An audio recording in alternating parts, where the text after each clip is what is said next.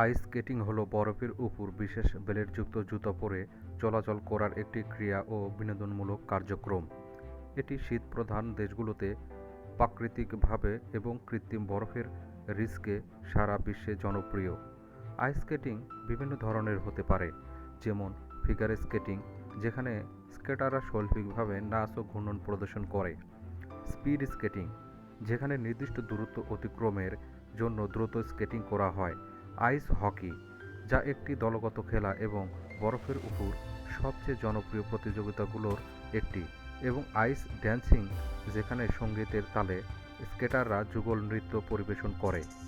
এই খেলা ও বিনোদনমূলক কার্যক্রম শারীরিক ও মানসিক স্বাস্থ্যের জন্য উপকারী। এটি ভারসাম্য ও সহনশীলতা বাড়ায়, মনোযোগ উন্নত করে এবং মানসিক চাপ কমাতে সাহায্য করে।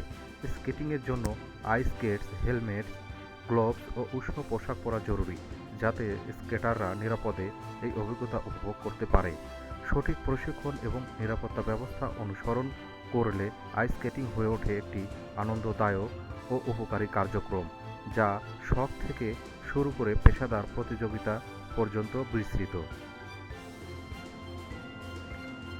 তাই এই খেলা সারা বিশ্বে এবং অলিম্পিকে খুবই একটি গুরুত্বপূর্ণ খেলাগুলোর মধ্যে একটি।